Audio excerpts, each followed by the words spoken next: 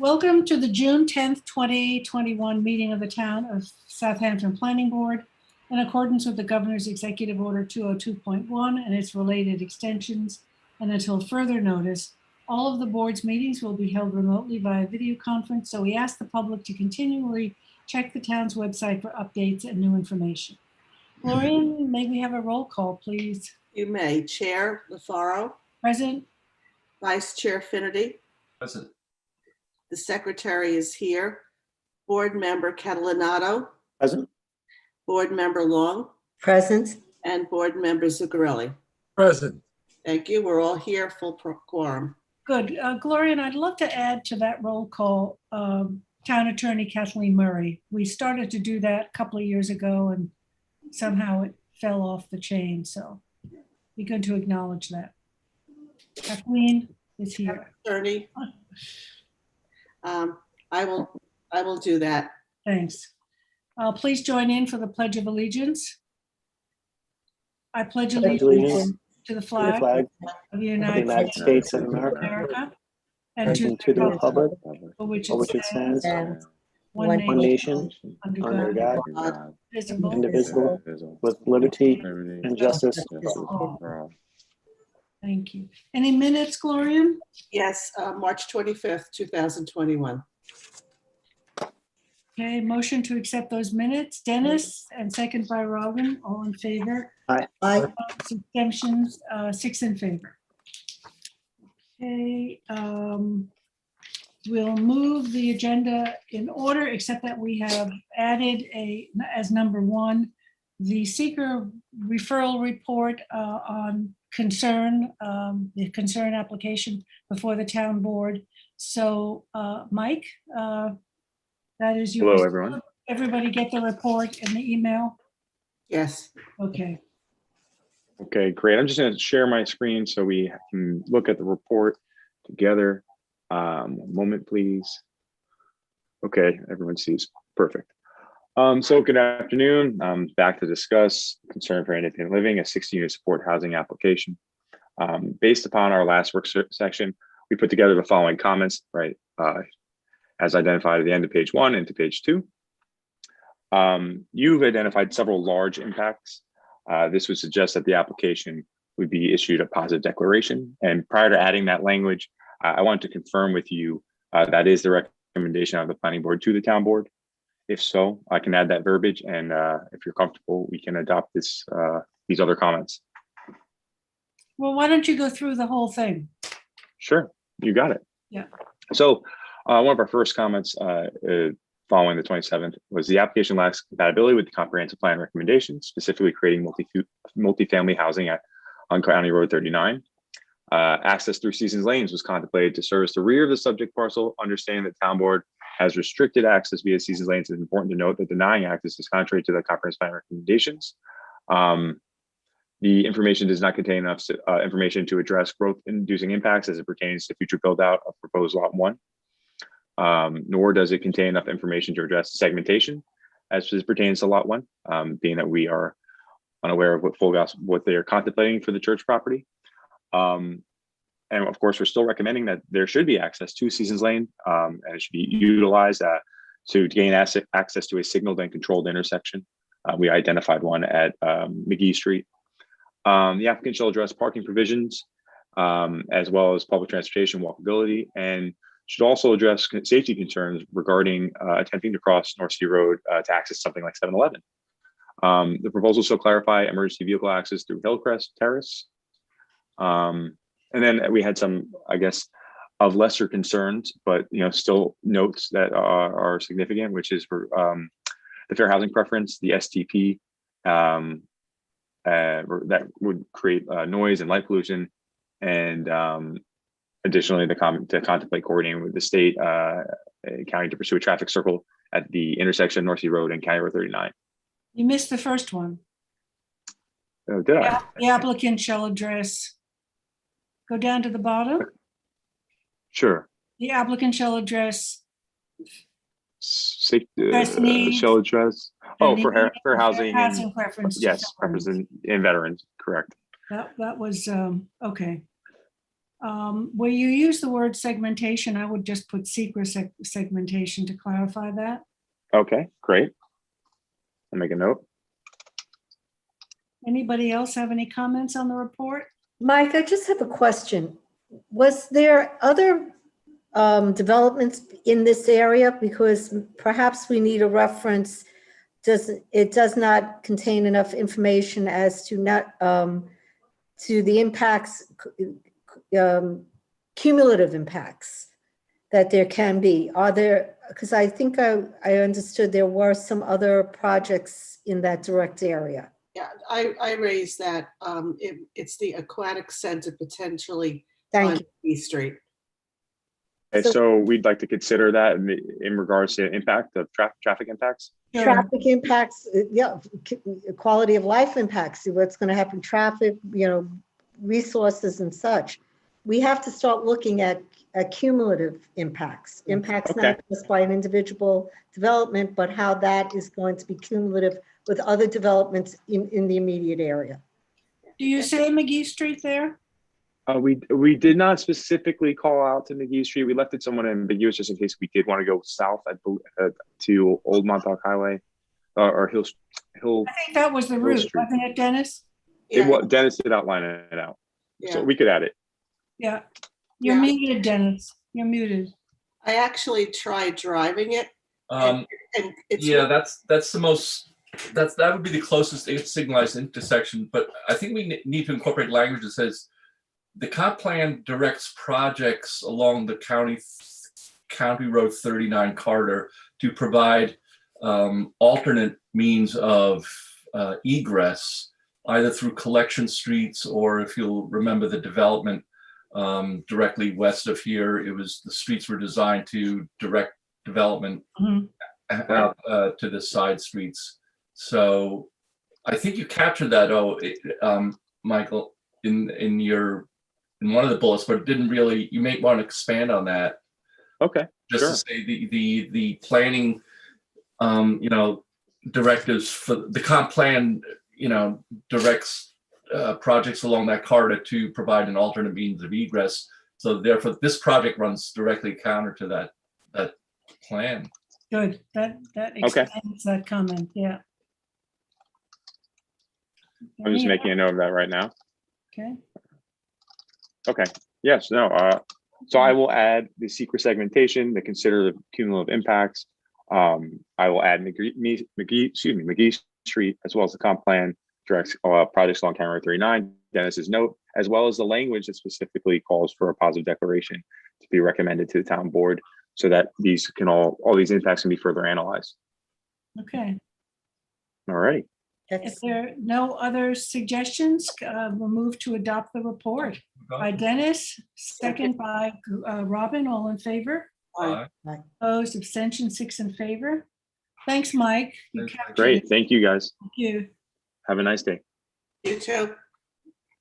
Okay, so Jackie, you're up first. Sherwood, St. George. Yes. Hi, how is everyone? Hi, good, thanks. All right, Jackie. I hope you enjoyed the beautiful weekend. Yes. Yes. Gorgeous. All right. So let me just share the screen. And Charles, I'm sorry if Daphne Vaughn is here. She's the representative for Sherwood Tanner.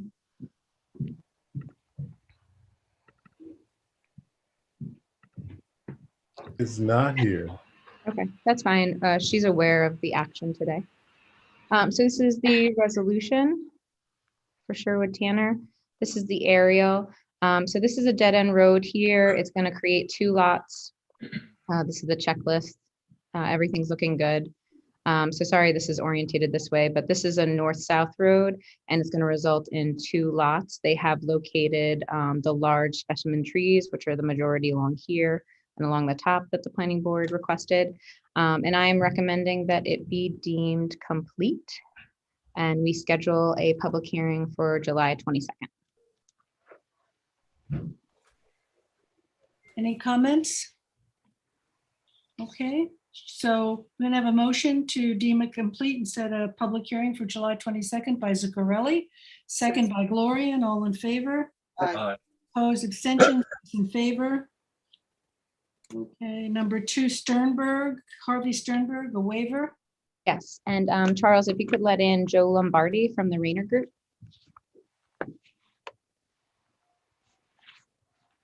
Yep, he's coming. Thank you. And Ms. Chairman, would you be okay if we handled item number 2 and 12 consecutively, because they're both handled, they're both referencing the same project and both being handled by Joe Lombardi. Sure. Okay, great. Thank you. All right, let me share the screen.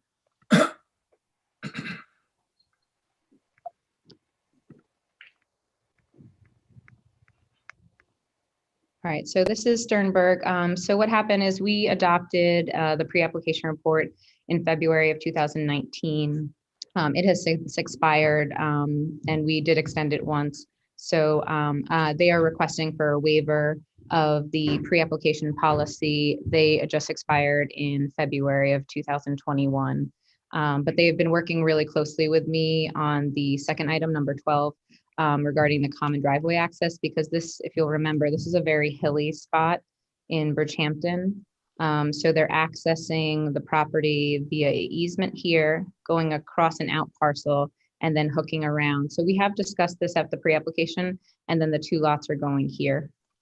So we have a plan now, but basically we've been working on that the last year, so it hasn't been inactive, and the applicant has requested a waiver, which would be our first action, which would give them until February 2022 to bring in the final application. Any comment on that? It's okay. So that's the first action. Can I have a motion to consider the waiver? Motion. Motion by Gloria and second by Dennis. All in favor? Aye. Opposed, abstention, 6 in favor. And then you want to do 12. Correct. It's clearing on that same parcel. Correct, yes. So this is the clearing and disturbance plan, and we worked really closely with Joe and the Rayner Group regarding, and the town engineer, to make sure, sorry, let me just, let me go search for Sternberg. So this is basically going to follow the exact path. Oh, I can't, every time I drop down, sorry. This would follow the exact path of the common driveway. Do you have any kind of a site plan on this? I do, I'm sorry. You know what, every time I go to find the next page, because it's further in the agenda, it's, but here's a site plan for it. And then I actually have a better one here. If, you know what, let me, Joe, if you want to explain it for a second, and I'll bring it up on my computer. Yes, we While I had bring worked up on a common driveway plan. Joe, can you identify yourself, please? Oh, I'm sorry. Joe Lombardi from the Rayner Group, Okay. for representing Harvey Sternberg.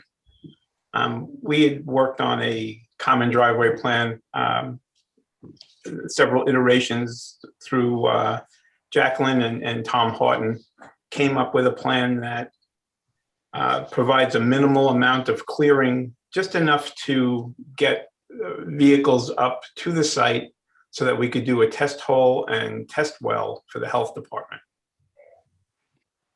So we're minimizing the amount of clearing. We're providing a silt fence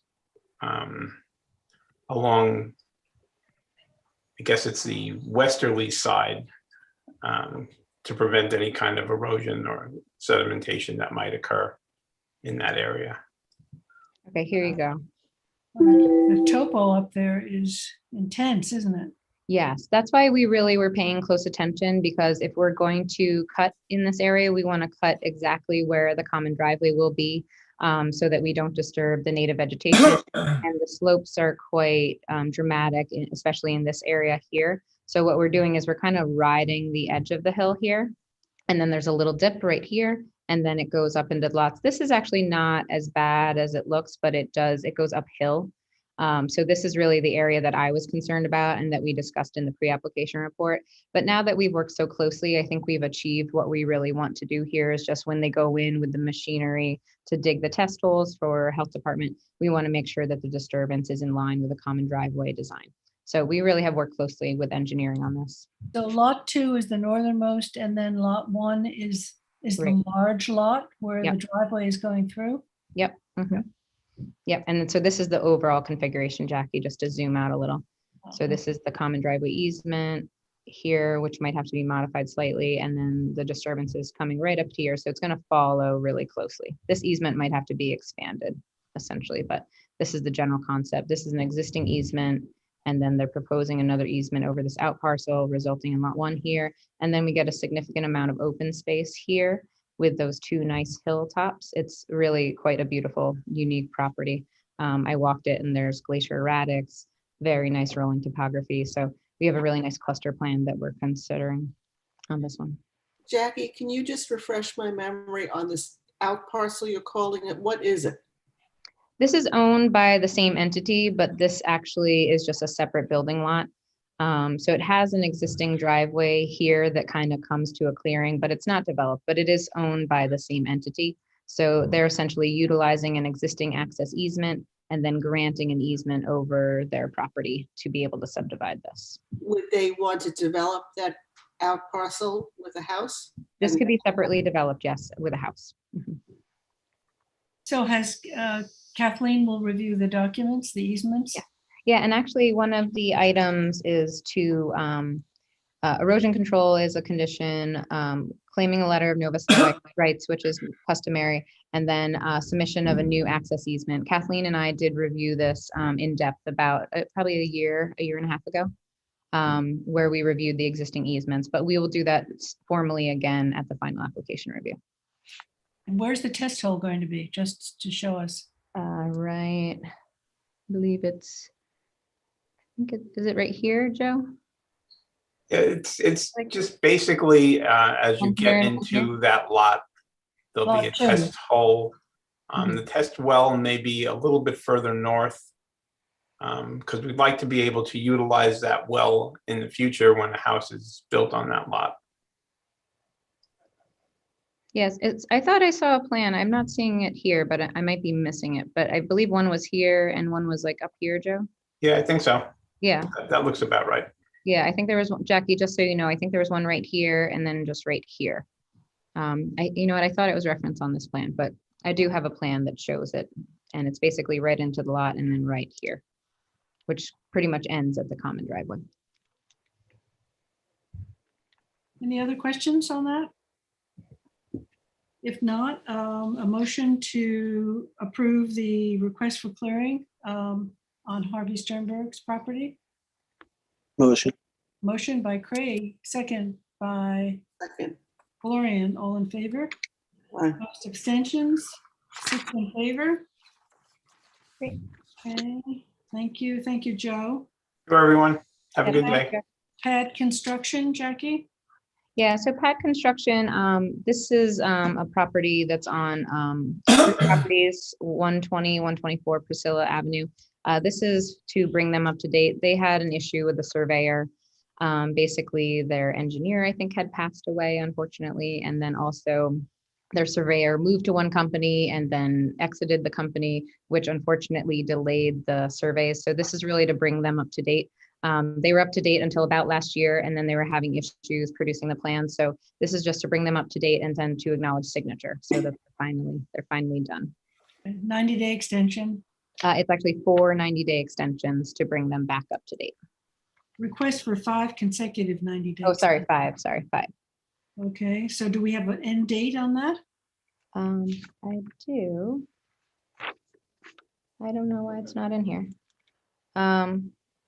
I can write it in. I actually calculated it. I just don't have it right in front of me, but it brings them current to basically to this, to June or July. I'm sorry. I don't know why I didn't have it in there. I calculated it and reviewed it with the applicant ahead of time, but I'm not sure the exact date. I'm sorry. Okay, exact date to come. Yeah, I'll let you know and I'll add that in there. Okay. Mhm. All right, motion to approve the 90-day extensions. Motion by Dennis, second by Zuccarelli, all in favor. Aye. Opposed, abstention, 6 in favor. Yeah. Anthony. Yep, this one is just Peconic Paddler. It's the third 90-day extension. They're still working on getting their final plans. They're probably still working with DEC as well. So this would bring it from May 24th, 2021 to August 22nd, 2021. Motion? Motion. Motion by Gloria, second by Second. Robin, all in favor. Aye. Opposed, abstention, 6 in favor. Okay, Zapula property is off the agenda.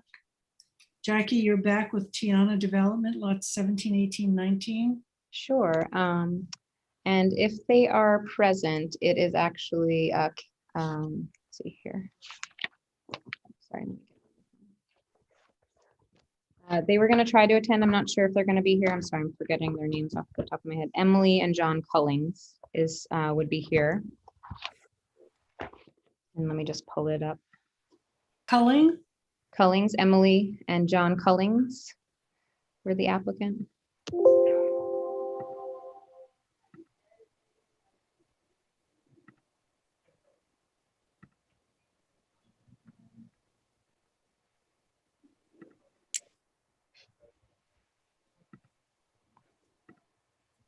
If they're not here, they were going to try to make it, but they're aware of the action. This is for a, let's see here. Here's the resolution. I don't, who is it? I don't see. Emily and John Cullings. No, I don't see. Okay. They were going to try, but they weren't sure if they could make it for the Zoom. So this is a resolution. It's very basic, but There's an old file map yeah, this is an old file map. identified, is that? Yeah, it's Tiana Development. It doesn't meet the old file map standards, but it is a historic map that was filed in January of 1920. So what this is doing is this is allowing for the abandonment of Hampton Road. I'm sorry, actually my surveys that were in there are not showing up. I'm not sure why. But this is, it's a small property and it is going to be a big benefit to them. There's an existing paper road just to the west of them, which is Hampton Road. And that would abandon it and that would add to their property. There's no clearing restrictions or issues. All of the existing lots are served by improved roads, but they're private roads. So this would allow for the abandonment of the road directly next to their lot. So it'd bring them more into conformance essentially with square footage. Okay, I have a motion to adopt. Motion. Motion by Gloria and second by Dennis, all in favor. Aye. Aye. Abstention, 6 in favor. And number 7 is the Ocean View Park, number 105, part 1, abandonment of Singer Avenue. I'm recusing myself from this application. Okay, recusal. Right, so on this one, John Borquin from O'Shea, Marcinsick and Bruin is the representative. If he's here, Charles, could you let him in? He is. And this is at 452 Great Hill Road. I have to go on screen. Okay, so sorry, this came up with the aerials and attachments, but I don't know why the other one didn't, but this Hi. is, hi, John, how are you? Hi, good afternoon, everyone. All right, so this John. is, sorry, Go John, ahead. I think you're, Go ahead, Jackie. it's okay, I feel like you're a little delayed, sorry. So this is another abandonment, but it's actually to abandon the half roads surrounding. So this is 452. It's improved with an existing house, probably circa 1980s. They have an individual driveway. So this would be an abandonment. This was in our recent old file map of 105, 1 and 2 Great Hill Road. If you guys will remember, we approved development through Castle Hill Court and Hampton Avenue, which is just to the south here. We also improved this access for the one house to the south. So this is essentially abandoning this portion of the road. They all have separate names, this portion and this portion, which would allow the lot to become slightly bigger and not be encumbered by as many front yards for possible redevelopment.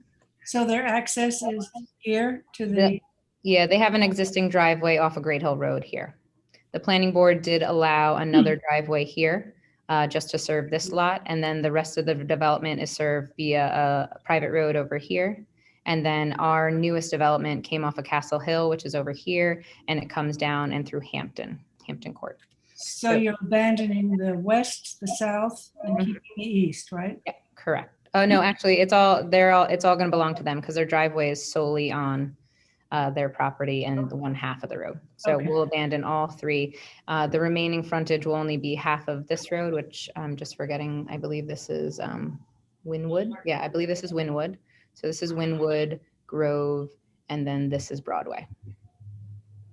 Okay, So this would be half the road essentially. So they'd only be dealing with a corner property essentially rather than all 4 sides being front yard. And your text reflects that? Yep. Okay. Mhm. John, do you have anything to say or? No, Ms. Fenlon went through really all the relevant facts. Okay, so can I have a motion?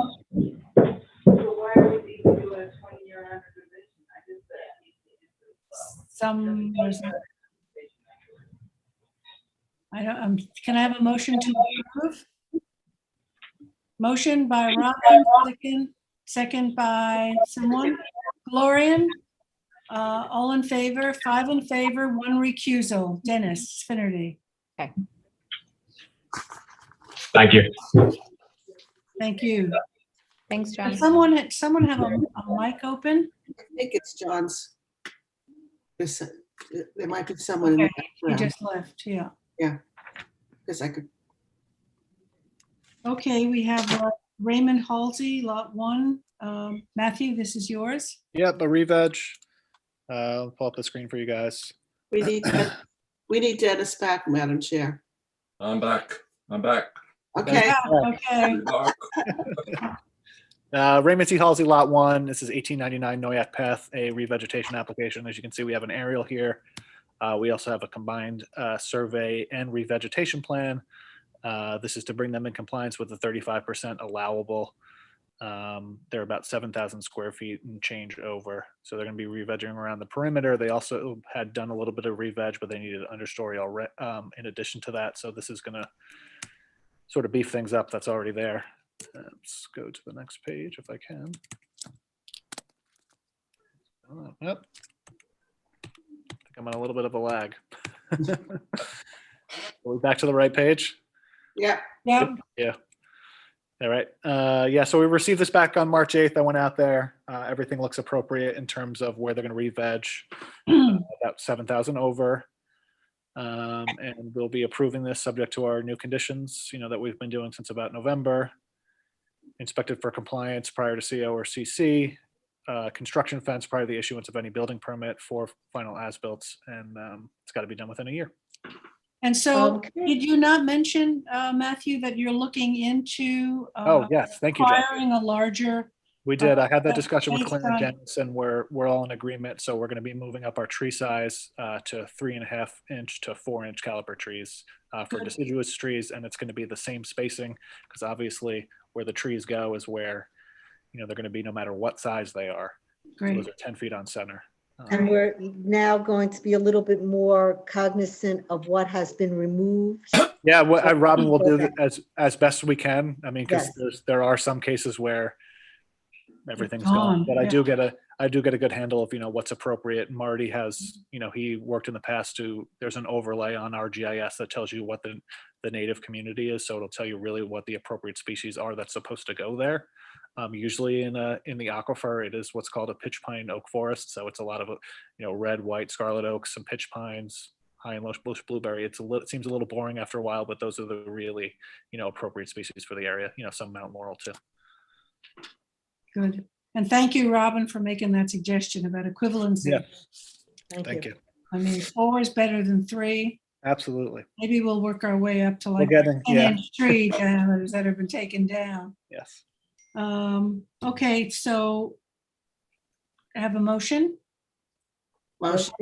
Motion by Glorian, second by Craig, all in favor. Aye. Opposed, abstention, 6 in favor. All right. Matthew, you have the signs for Hampton Bays Town Center.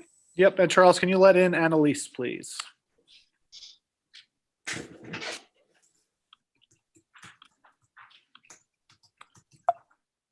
Yes.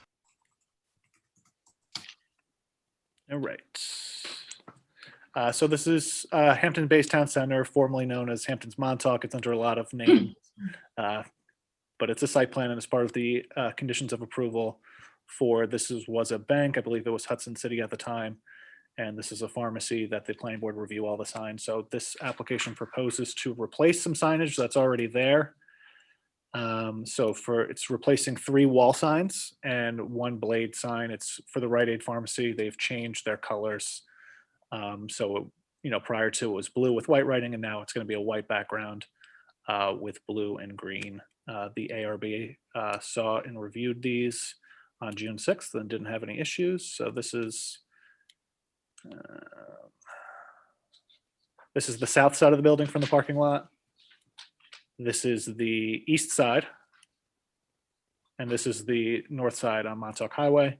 And then on the corner, when you go in, there's also a blade sign, and this is what's gonna, it's gonna match what's existing. For all intents and purposes, the signs are the same size. A couple are an inch bigger, but it's noted on the plans, but it's really just a replacement of what's already there. Matthew, Yes. where is this in relation to the King Cullen? This is in the same shopping center. So as you come in from the north, Starbucks will be on your left. That's what I And, thought. It's On the right. just west. It's west of it, on the west. Yeah. When you said it was a bank, that's what threw me off. Yeah, the bank is the next one down. Okay, thank All you. part of the same site plan. Okay, motion to accept Motion. by Gloria and second by Robin, all in favor? Aye. 6 in favor. Matthew, you have Biteaway. Yes. And Charles, can you let in John Thank Armentrout, you. please?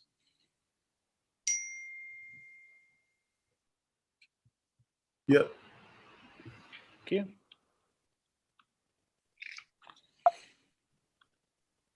All right. So if you guys recall at your last meeting on, it was May 27th, we discussed the Biteaway subdivision pursuant to 292-44B1 waiver, which is a provision of the subdivision code that allows, for the waiver of the subdivision process when one of the lots is going to be for a CPF purchase. The board did indicate that they were comfortable with that for this. The town's going to be acquiring, I believe it's 111 acres, which is lot 2 on this map.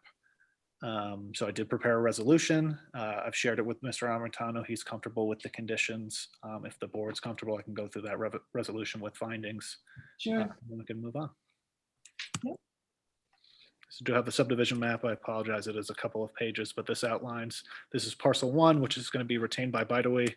And the ensuing pages are parcel 2, which is going to be acquired by the town. Jackie, if you'd like, I can go through the findings. That might be the easiest. Okay, So number 1, the subdivision is designed to facilitate the town's purchase of open space via acquisition by the Community Preservation Fund. As a result, the planning board finds the proposed subdivision does not jeopardize the interests of public health, safety, and general welfare, and therefore is consistent with the subdivision waiver provisions pursuant to 292-44B1 of the Southampton Town Code. It's classified as a type 2 action pursuant to SECRA, so no further environmental review is required. The parcel is located with the compatible growth area of the Central Pine Barrens Overlay District, and therefore must comply with the development standards pursuant to 330-220 of the Town Code and Chapter 5 of the Central Pine Barrens Comprehensive Land Use Plans. That's the CLUP. Number 4, clearance standards was within figure 5.1 included in the Central Pine Barrens Compatible Land Use Plan limit clearing of parcels in this zoning district to 20%. The subdivision map indicates that parcel 1, which is within the compatible growth area and the critical resource area and is to be retained by the way, will be at 36.9% cleared of its natural vegetation as a result of the subdivision. This is really historic clearing. Essentially, by creating the parcel, we're creating a parcel, but it really does meet the intent of the Pine Barrens Comprehensive Land Use Plan, as they're not proposing any additional clearing. This will just be as part of the subdivision.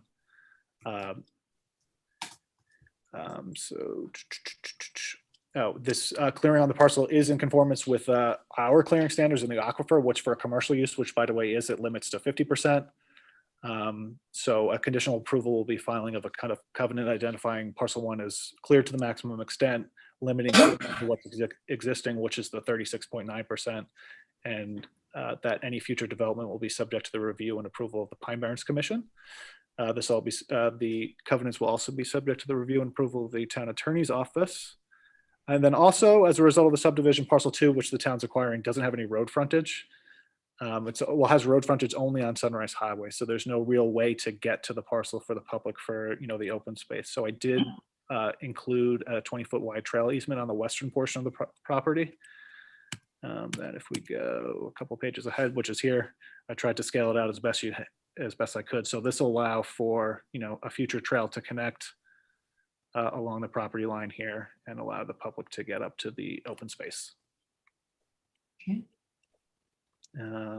Matt, I'm sorry, did you say it connects to the Sunrise Highway? Yeah, it's got parcel 2 has frontage on Sunrise Highway. So there is a Pine Barrens Trail that goes to the north through some state-owned land, Mhm. and kind of show you on the aerial. It's just very small. I didn't realize it cut that far north. Yeah, so it's way up Oh, here. yeah. Yeah, so basically there's a trail that kind of comes up here and then goes in the right of way of Sunrise. So by creating this lot, the only really way for someone to get to it was they basically have to trek like all the way from over here and then come down. So this, trail easement allows someone to be on Old Country Road and then walk up Yeah. and then into the open space.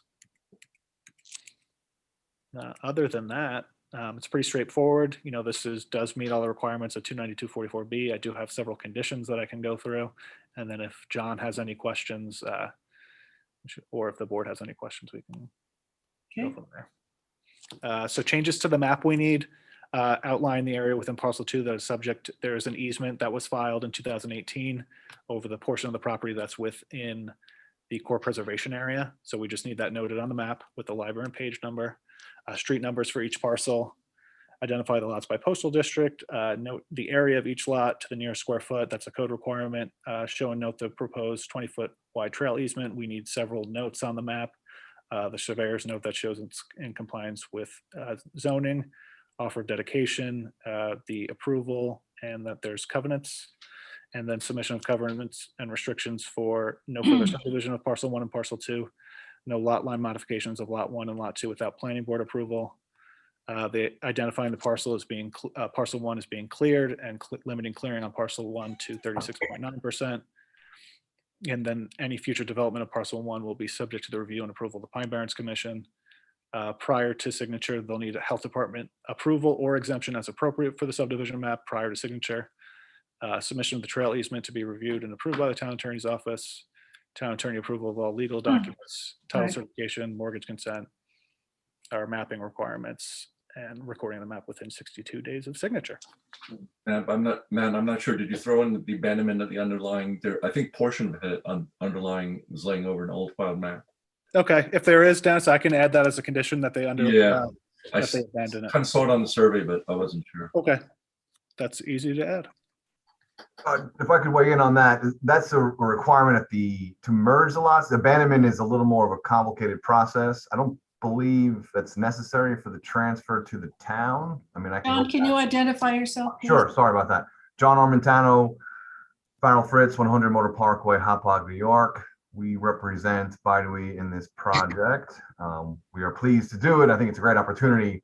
Just to your point, Mr. Finnerty, with regard to the abandonment of a subdivision map, that is a process through the county. I'm not sure that's necessary. Oh, are those the parcels that's underneath the town where the town's acquiring it?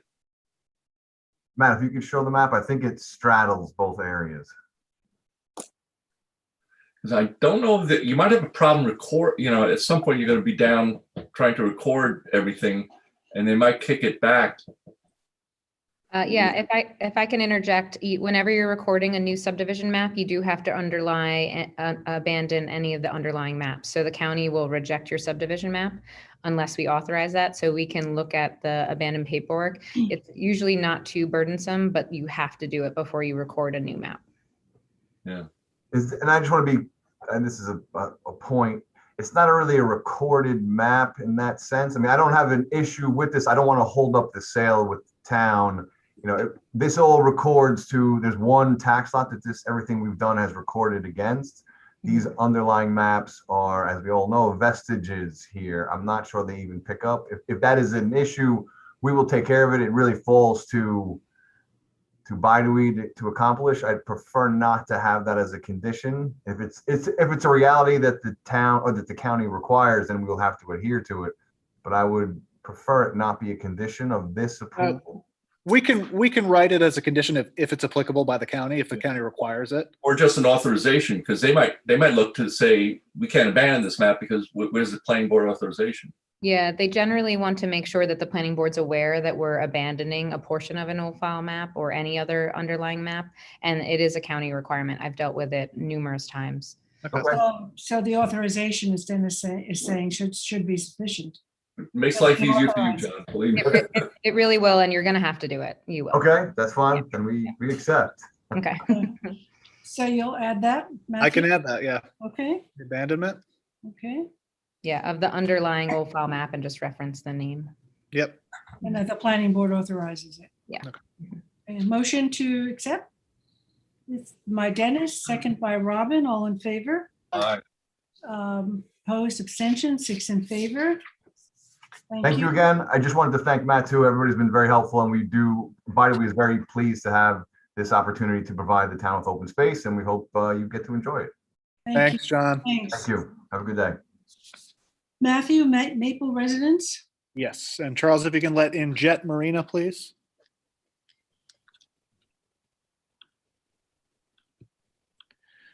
And Up.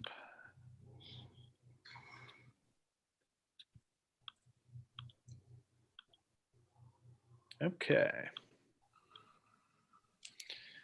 I do have a pre-application report. This is for a 2-lot subdivision known as the Maple Residence. It's a 1.64 acre parcel. It's currently improved with a single-family residence and accessory structures in the R20 and partially just a little portion back here in the HB zoning district at 13 Maple Avenue in Hampton Bays. It's also in a New York State archaeological sensitive area.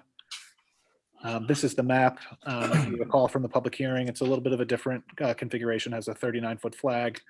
And then this road fronting lot, which has the house and a garage, detached garage with apartment. I can start going through the report if the board's ready. Go ahead. Thank you. As I said, 2 lots. Proposed lot 1 is to contain 35,356 square feet and will contain the existing improvements. Proposed lot 2, a flag lot, will contain 36,101 square feet. It's a type 2 action pursuant to SECRA. However, the property is located within a archaeologically sensitive area, so phase 1A and 1B archaeological report will be required for the vacant lot, which is the lot in the back. This is in conformance with the town's 1999 comprehensive plan update. To the extent the project is in compliance with the applicable land use regulations. In terms of a park requirement, there is a need in Hampton Bays, but this can be best met by a fee instead of parkland, which is currently $2,500 per dwelling unit or residential lot. In Long Island Workforce Housing Act, the proposed 2-lot subdivision is not subject to the Long Island Workforce Housing Act. Public comments, we had a hearing on this back on April 22nd, 2021. It was closed with 30-day written comment period. No comments were received at the hearing and nor during the written comment period. In terms of the review process, this does meet the requirements for minor review. Referrals, we did get engineering referrals back in April, on April 28th, for recommending a covenant for 3-inch drainage for all future impervious surfaces, and that the final plans must meet their design requirements for drainage purposes. Fire prevention on June 2nd, they note that the plan is, for a 2-lot subdivision, they'll need addresses and all driveways will be in compliance with the town code section 330, 362 for emergency access for vehicles. We did not receive any referral comments from the Hampton Bays Fire District, the Town Highway Department, the Suffolk County Department of Health Services. Trails Advisory Board did provide comments, but there was no trail implications, and we have not received any comments from the CAC. I know this is a little light in terms of referral. It has been, beyond the 30 days that we ask for people. However, this will be referred again as part of the final application, so I don't think it's too much to worry about. This is a pretty basic subdivision. In terms of recommendation. Can I just ask a question? Go ahead, Jackie. Is that flag lot undersized? No, they're both conform to the code. It's R20. Okay.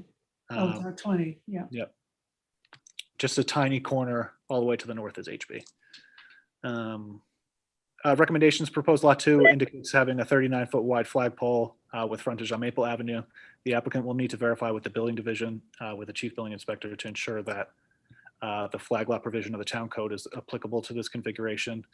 It's recommended that they do reduce that to 20 feet just to give, 2 well-shaped lots with better building envelopes. I did have a conversation with Dennis on this. that, his feeling was for a road fronting lot, a 40-foot minimum is required. For a flag lot, it's 20 feet. This is less than 40, but more than 20, so it still would meet the flag lot, but they'll have to verify. In terms of the CO, it indicates that there is an apartment within the existing two-car garage. The applicant will verify with the building division if any variances are required to retain that apartment. If the apartment is to be retained, a minimum lot area of 30,000 square feet will be required on that lot, which they meet now. As I said before, this is in the New York State archaeological sensitive area, so they'll have to do the phase 1A and 1B archaeological report as part of their final application. Need to comply with the fire prevention comments, the engineer's comments, get health department approval, and submit all this with their final application. Do we have to send this to Hampton Bays Water Authority? Is there water being brought into the second lot? I believe there's public water here, Robin. We can confirm. I can send it there as part of the final. Robin, customary requirement for final application is that they provide water utility and availability letters. So we will receive that at the final application. That's part of our final checklist. And the other question I have is is it a one-family house C of O with an accessory apartment, or I wrote it in verbatim as it read on the CO. Single family, one-story dwelling, and two-car garage with apartment. Yeah. I did have a conversation with Katie Garvin about this, who's the assistant town attorney with the ZBA. She doesn't think that a variance would be necessary, that the CO would remain with the house, so they'd be entitled to that apartment, but they'll have to verify. All right, so they wouldn't need a rental permit because it's a gray area. That's why I'm But asking. the apartment, I think if they were renting it, I'm not too sure what the requirements are. I mean, I would assume they would still need a rental permit because It depends on whether I don't know if it's being, that's why I'm saying you might, I don't know if we need a clarification, if you needed clarified whether it's that apartment needs a rental, or is it classified as a two-family, the other apartment gives it as a two-family. I believe it would still need a rental permit, Robin. Okay. If I may interrupt, my name is Jet Marina. I'm one of the owners of 13 Maple Avenue. The previous owner of the house already had rental permits for the apartment and for the house. And our property is classified as multiple residences, not as a single family story, I believe. It's not an accessory apartment. It's separate. That might be the way you're being classified for tax purposes. Correct. But as per your C of O, you're a single family dwelling with an accessory apartment. Yeah. Correct. You're not a multifamily use. Correct. But I do know for a fact that there were previously rental permits for the apartment separately and for the main house separately. Okay, so you're going to need a rental permit. It's not a two-family. Yeah. It's the language is a little unsure.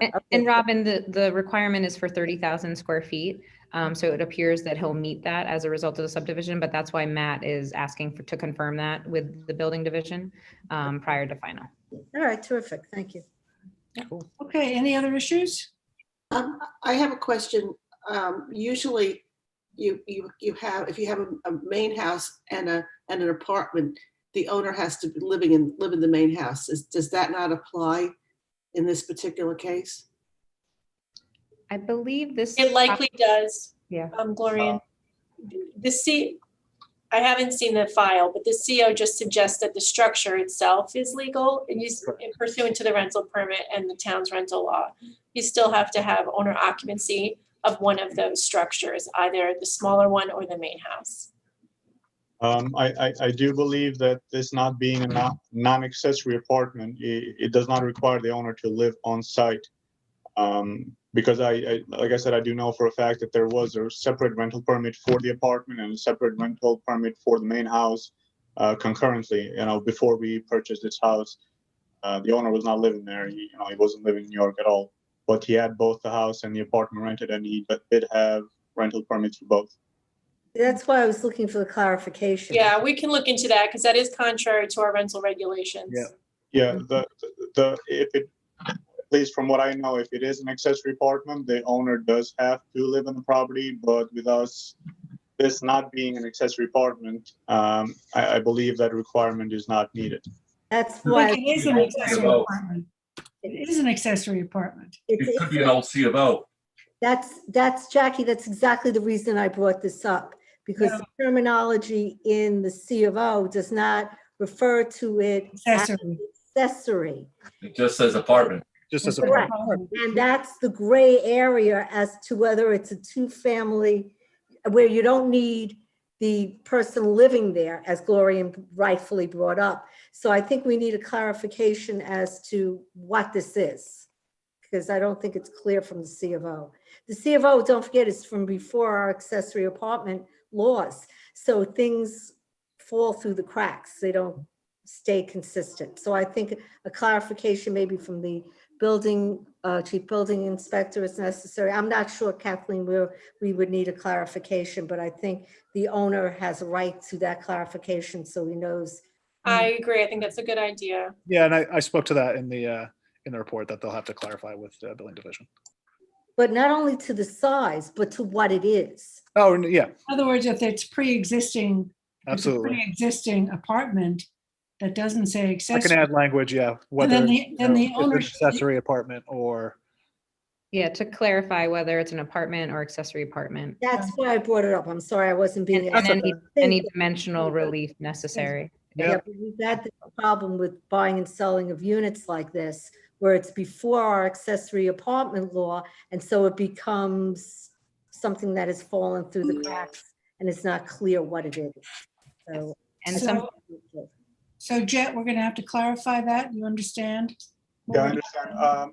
I guess my question is just the fact that we had 2 rental permits issued, one for the apartment and one for the house. And doesn't that make it that it would not be an accessory apartment? It would be an actual, separate apartment. And like I said, I've seen it in the town records. I don't know for what purposes, but it was classified as multiple residents. I think that's why it has to go back to the building inspector. Yeah, I agree. I mean, arguably, sir, you're right, but I think your CO says 2010, which is after the regulation. It's a pre-existing. Yeah, it is pre-existing, Matthew? I'm going to check. I Yeah, thought pre-existing. It was issued in 2010, but it's pre-existing. Got it. So I'll add the language, Robin, into that same section, just to clarify as to the nature of the apartment, if it's accessory or just an apartment. Yeah, I'm not trying to hurt you, but it'll make a clarification. No, absolutely, yeah. Like permits. I don't want you doing all this and then not having the correct permits or not being able to do what you want. Yep. Okay, any other comments? I did have a question regarding the recommendation for changing the size of the Driveway? Yeah. I would just like to point out the reason why we work with the surveyor to make it the way we're proposing is so that both lots have similar size. Like Matt said, one has 36,101 square foot and the other one is 35,356. And this was to avoid any, messing with any setbacks that are required on the existing property there, and also to have a reasonable envelope, buildable envelope on the second property. So that is the reason why we came up with this layout. And this was the best that we could come up with. Well, if you narrowed it down to 20 feet, which is the suggestion, you'd gain more space. Yeah, you'd have, a better shaped lot with better setbacks in lot 1. It would. Our second lot would be a bit smaller, and that was our concern. We wanted to kind of have them both on similar size. Yeah, just the issue is to make sure this can be treated as a flag, which I believe it can because it's under 40 feet. Because if it's not a flag, then it's considered a road frontage, and then this becomes your front yard, and then all your setbacks are based off of this strip. From my conversations with the building department, they did tell me that 40 feet is a requirement, or 40 or under is a requirement for flag lot, and we are at 39, so we would meet that requirement. Yeah, that'll just need to be verified. It's just in terms of making a better shaped lot. Okay. And just so you understand, that area really only, since it's under 40, you can only really use it for a driveway. So it's actually lost area where it would benefit you to have a wider side yard setback for the front lot, you could still play with the boundary and try to make them equal. But it's lost square footage in your case that would be underutilized. So I would look at it with your surveyor again, and with the flag lot, you get the ability to choose your front and your rear yard, which would be better suited east and west to build the house, because the front and rear yards are very more restrictive. So if you're looking at the orientation of the lot, it's east-west. If you make it 40, you have to orientate your house towards the street, which means that you have proper frontage.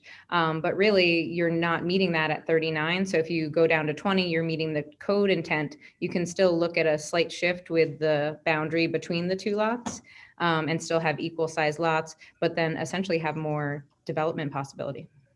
Yeah, like I said, the only concern that we have with that is because we need the 60 feet setback from the current house in there to the end of the lot. That kind of limits us to as far as how much lower we can go on that line. So if we do bring the driveway to 20 feet, this new lot will become, smaller. And like I said, we'd like to keep them kind of similar, or at least keep the new lot above 30,000 square feet. Well, and you are meeting the requirement for 20,000 square feet in the bulk. So at the end of the day, we just prefer to be over 30, obviously, if we can. Yep. And that is all that I had. Okay, any other comments? Motion to adopt as amended. Matthew, you're going to put some language in there. Got it. Okay.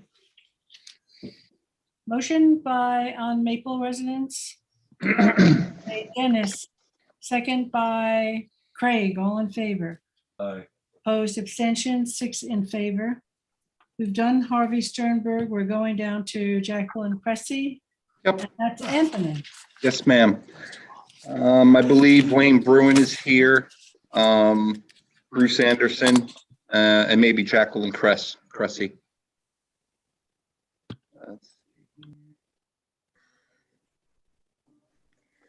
So for a reminder for the board, this is a lot line change on Bayview Avenue, or Bayview Drive, I should say, in North Sea, 61 and 65.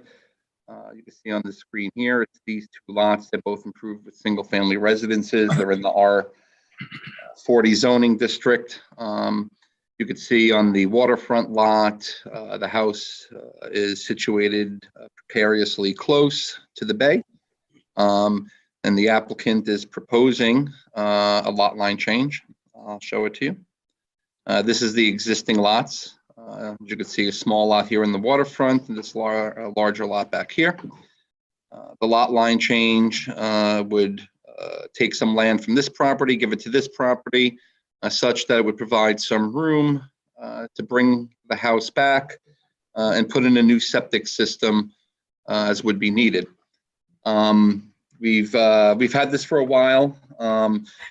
The plan included previously the redevelopment of the waterfront lot and then the redevelopment of the non-waterfront lot.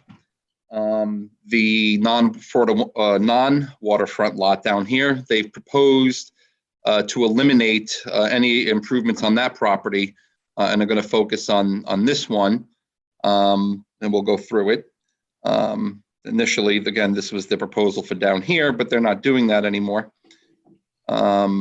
This is just a sketch. It's sort of hard to see, but they sort of, in their plan to eliminate the improvements on the non-waterfront lot, they made some modifications to the waterfront lot, which we'll go through when I do the report, which is basically the plan that this report is based on.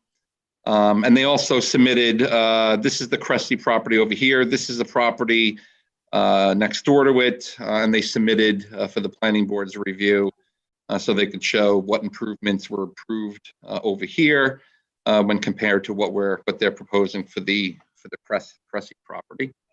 Is that to the east or west of Cressy? That is to the east, I believe.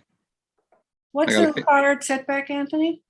The required setbacks for improved properties, I believe, are 100 feet for structures, 75 feet for clearing or landscaping, or a 75-foot buffer, 100 feet for structures. And then From the edge of the water, there's from no. from the wetlands line, that's where the setbacks And we are can't taken. see, we can't see where that is. So go to. No, you can't. But this is the next door property, but yeah, let me actually. So the wetlands line, basically, if you can see my cursor, Yep. here's where the wetlands line is. Mm. Right up to the garage, as you can see, it's sitting right on top of it. So there's no setback here. it's 3. I'll go through with the report, but no, there's little to no setback. But am I mistaken? Do you have the aerial, Anthony? Sure. It looks like the original house is sitting in the bay, or probably at high tide it's sitting in the bay. Yeah, I mean, am I wrong about that? It actually is. I walk there all the time. I mean, it's got pilings, and the bay is in the piling. So when you flush the junk, never mind. Come on, it's too close. High tide, it's in the bay. It's too close. Okay. Yeah, so I mean, there's clearly competing interests. Getting a house out of the bay, as opposed to. But no question about it, Dennis. We're going to go through it. Let's see what the board says. I know the applicant's here. So we know where the property is. We know the zoning R40. This is just a little description of the property and the surrounding neighborhood. Talks about the extensive network of regulated wetlands on and adjacent to the subject property. It's well documented. We had looked at it. I say here the initial submission included proposals to redevelop the properties upon completion of the transfer. However, given the flooding and wetlands issues that were raised by both the board and the town engineer, the applicant has indicated, number one, that they would be withdrawing, like I said, the improvements on the non-waterfront lot, eliminating all the retaining walls, fill, and anything else that was needed. And number two, they've sort of redesigned a little bit the waterfront lot in order to reduce the linear feet of retaining wall, as well as the fill. Again, during the initial review, the planning board had indicated that while we understand the need to get the house out of the bay, which I think we all could agree on, there was still some concern that the redevelopment plan might still be a little too much for the property, given its size, given the extensive wetlands, that exist. But basically what the applicant is doing is asking for the planning board to consider the redevelopment plan of the Cressy property in light of their proposed changes, the elimination of the improvements on the other lot, and considering what was approved previously. So that's what they're asking for, and that's what's described in here. No cluster plan required for this. They're two improved properties, so we're just dealing with those two properties. This is a land transfer, so it will be treated as such, but we are going to require a final application in this case, given the extensive environmental constraints with the property, as well as the engineering concerns, as well as the need for variances from the zoning board. We'll do a final in this case. With respect to conformance to zoning, as I said, they're legally pre-existing non-conforming lots. But I think even the lot line change is going to require relief, because it's going to make a non-conforming lot more non-conforming while making another one more conforming. And plus, they'll probably need setback relief as well, as there's little opportunity to meet any zoning setbacks or wetland setbacks. So they'll have to go to the ZBA. This is an unlisted action under SECRA. And although it's in the archaeological sensitive area, I don't believe a report's necessary. Both in properties long been disturbed. As there is actually no additional density being created, no park fee will be assessed as part of this. We had public comments. We had a hearing in August of 2020, followed by a written comment period, and several neighbors addressed the board with concerns with respect to flooding and wetlands impacts. The Long Island Workforce Housing Act is not applicable here. With respect to the referral, the referral from the town engineer was based on the plans that were originally submitted. So all of his comments here, which, he concerns with relating to flooding and the addition of retaining walls and changing site elevations. The bottom line for the engineer is that he was concerned with exacerbating an already bad flooding situation.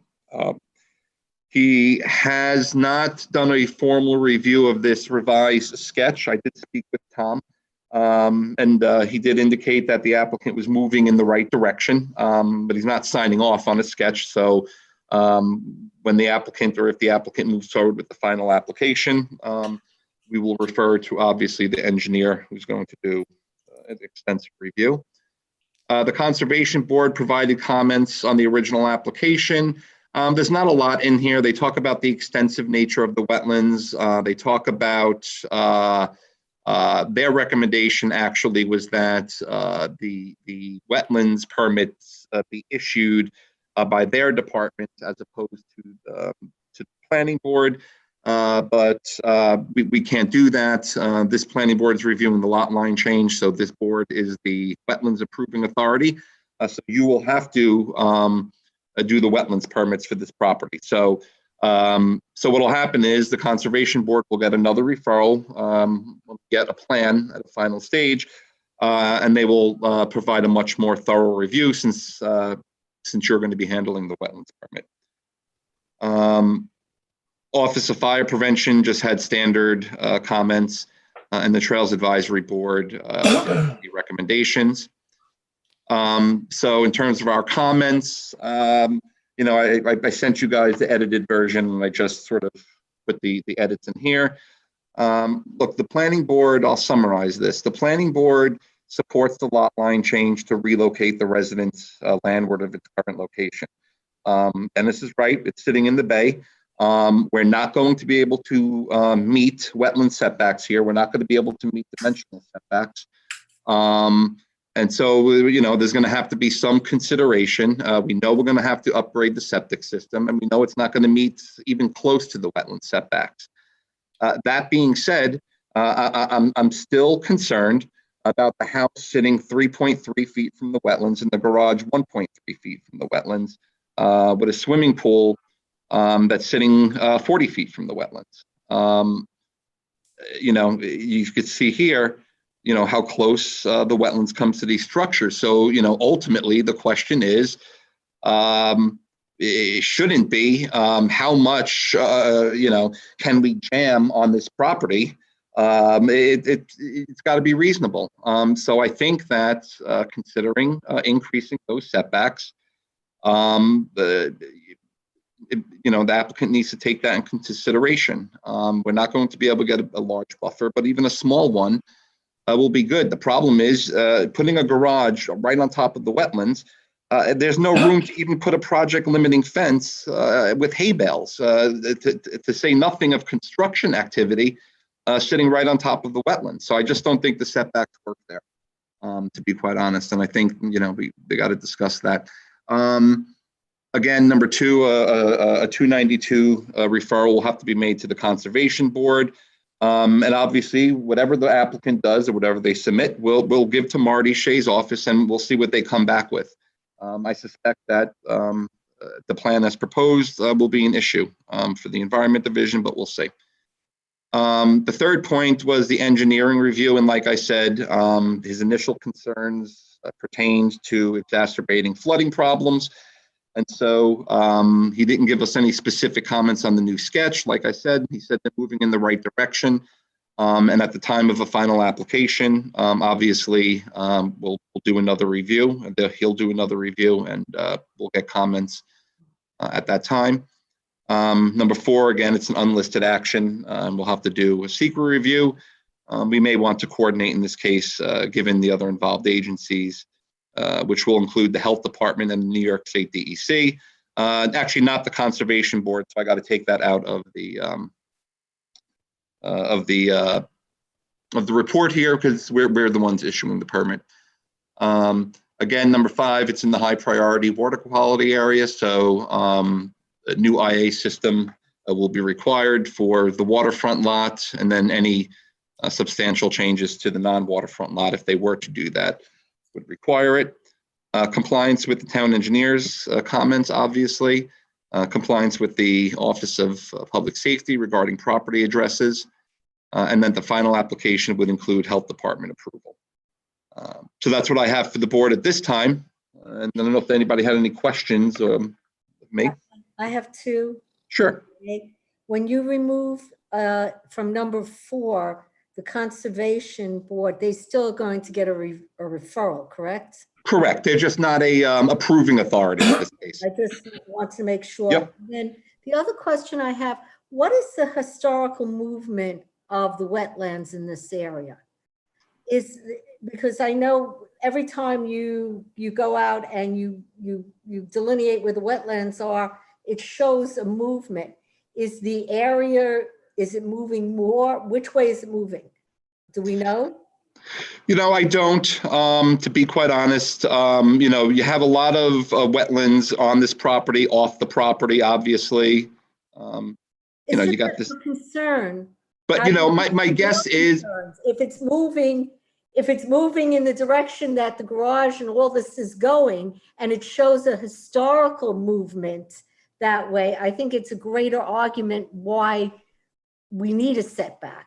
You know what I mean? And I think we ought to take a look to see if we can show a historical movement of that wetlands. Good, definitely. For sure, Robin, I bet if we looked at historic aerials, we would see some changes certainly on the waterfront here of the shoreline, no question. And it's all part of, you know, an interconnected system of wetlands and so forth. So you raise a good point.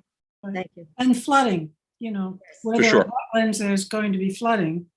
The wetlands supposedly, I mean, their function is to act as sponges, but not with such a constrained site.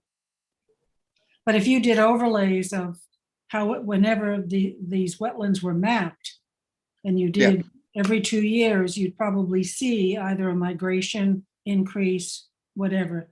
Well, what we could do, if Robin and Jackie, if you think, we'll add a comment to the report that says the historic, you know, an analysis of the movement of the wetlands over a period of time should be provided or analyzed, so we could assess whether or not the setbacks are appropriate. I would like to expand that not only to historic to the wetlands, but historic to the flooding, because I think we should look at, again, a complete picture, not just a piece or a caption in time. You could do that. I'm pretty sure the engineer would have comments, if he comments now on the new map, because he was commenting on the old configuration. Sure. And Anthony, I have either a comment or a question. I'm not sure which. Okay. I don't know whether it was in the report or you just articulated that a benefit of this revised plan is that they're not going to currently redevelop the front, the land side lot. Was that just a comment, or was that actually in the report? No, I think, you know, what it says in the report is that the applicant is proposing to eliminate those improvements. And I think what they're arguing is, but what they're said, so it's really what the applicant has submitted to this board. But what they're saying is that the elimination of the improvements for that property help to some extent or address a lot of the flooding concerns because they're eliminating all the retaining walls and fill associated with that development. That's what the applicant is putting forth, but I don't think I say it in there as a benefit.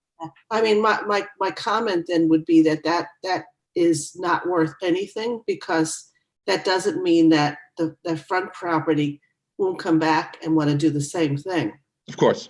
And as we were talking earlier with the concerned living application, we need to look at everything.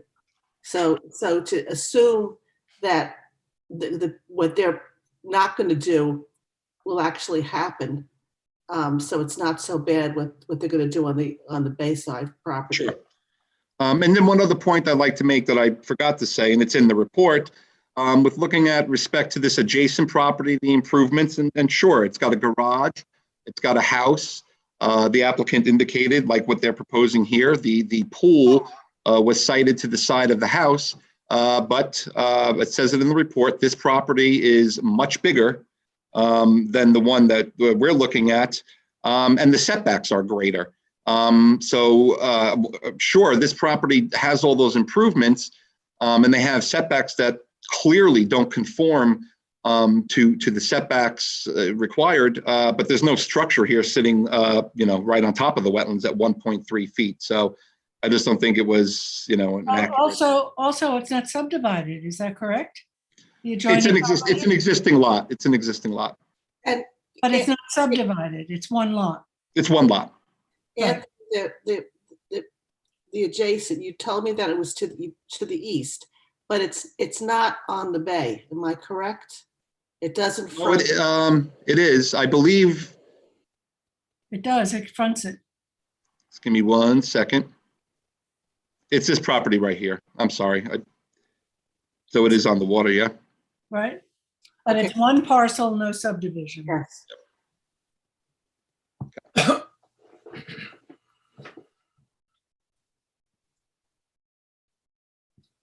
Okay, Anthony, shall we have Wayne? Good afternoon. Hi, Wayne. Can you identify yourself? Yes. Please. Hi, it's Wayne Bruin, O'Shea Marcinsigan Bruin, on behalf of Jacqueline Cressy. I believe Jacqueline may be on as well, but more importantly, Bruce Anderson, who's our environmental consultant, is on, and I'll ask him to speak at some point as well. We appreciate all the review the board has undertaken, and as you recall, this was a public hearing back in August. What has transpired since August, if you go back to your report, you'll see the town engineer's concerns. He raised a number of issues regarding flooding and the like.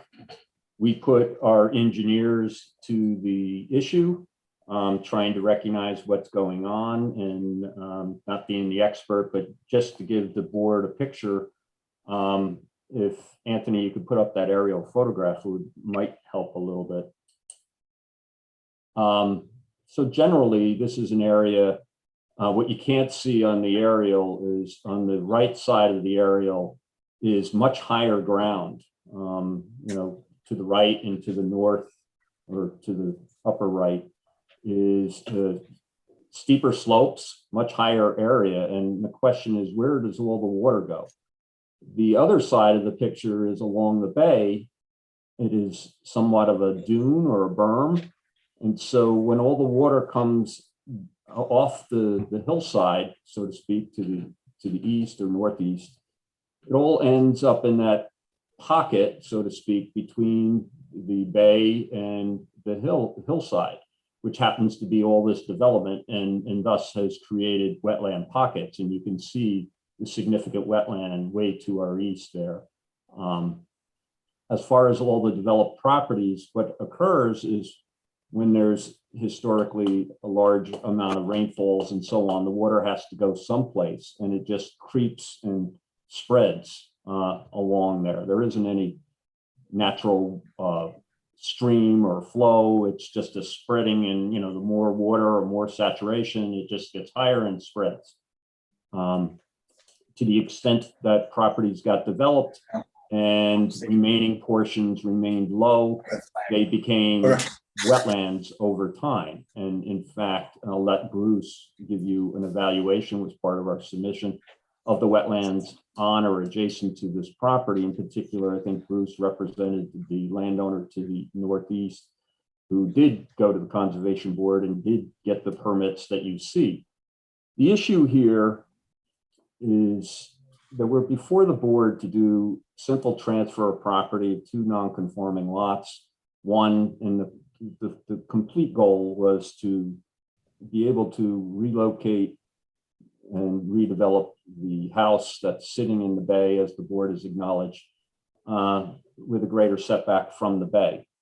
What the constraints we have, as was acknowledged by the board, there's competing interest here is the quality or the benefit of relocating away from the bay, which puts us in closer proximity to what I would suggest is just a mere low area or a ditch that happens to be between the two properties to the north in these properties.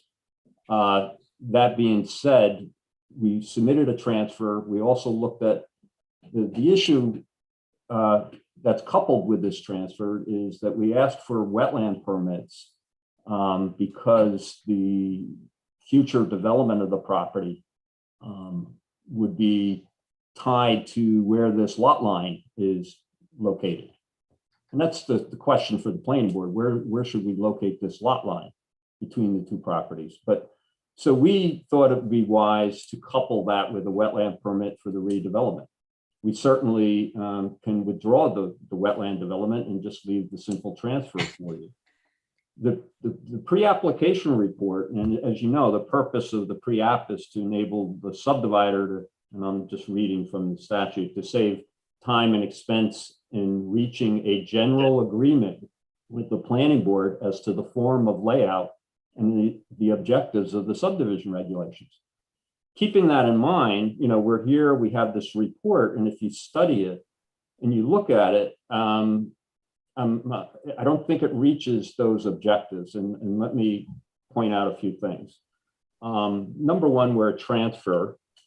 And I understand the board could always go back and say a transfer is a form of a subdivision if it's too involved. And we used to have Mr. Gaza or Mr. Leonard do transfers between 8 different properties, and they were treated as transfers, but really they were re-subdividing, you know, and so on. So that was what the planning board reserved the right for here.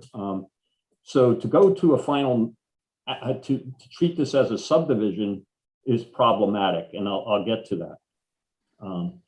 As was acknowledged, you have 2 existing dwellings, one sitting in the bay, you have 2 substandard septic systems and the like. But the transfer, you know, the purpose here, as we mentioned, was to allow more room to redevelop the house from the bay with new septic systems. The report mentions that we need wetland permits, but there's really no evaluation of the wetland permit that we submitted or the wetlands on the property. And I think, again, the competing interest, the wetlands considered to be the bay versus this small strip of wetlands that between the 2 properties. And the reason why Bruce submitted the wetland permit next door was not so much about what development they have, but to show you the proximity of that development and the extent of that development to those so-called wetlands and how the conservation board treated those. We understand the setback is not necessarily 2 or 3 feet, but the constraints, similar constraints. And I think the value of those wetlands is probably less than the wetlands I would consider at the bay to be the most important wetlands here. The other thing we're a little disappointed also, but we understand is that the report, you know, we're looking for more guidance from the town engineer because we spent the last 6 months trying to get there. And part of it was they believe that the so-called water course here, when there is flooding, spreads and could spread across our property and head to the south. It doesn't really occur historically, especially since the driveway sort of impedes that, but it could in theory occur. So they were concerned about leaving the center of the property open without retaining walls. And you know, the retaining walls were all planned so that the septic systems could meet the health department standards. So the first approach was to eliminate retaining walls and leave an open swale between that. And you know, our client was not necessarily, we were proposing the redevelopment on the front street lot for future purposes, but we thought it would be wiser to leave that for future consideration if and when that ever occurs. So the hope was that we could determine where the lot line should be located with the development that we have on the waterfront lot. if you go into Anthony's report, and we respect the concerns, but we don't know if we've gotten to meeting the general agreement with the planning board, because the report, generally concludes that it does not maximize wetland setbacks, but yet acknowledges that we can never even meet any setbacks and in the standards in the review. So, and it goes on and says maybe too much development and to provide larger wetland setbacks. Well, I understand that, I guess, generally speaking, but at the end of the day, the next part of the report tells us, well, submit a final application, but I have to get health department approval to do that. Well, I can't get to the health department without a wetland permit from the town. That's number one. Number two is I can't get DEC, I have to get a DEC permit. So if we're going to do that, what plan are we submitting? What is the final plan? And by the way, I got to come back to the planning board with my DEC permit in hand, my health department approval in hand.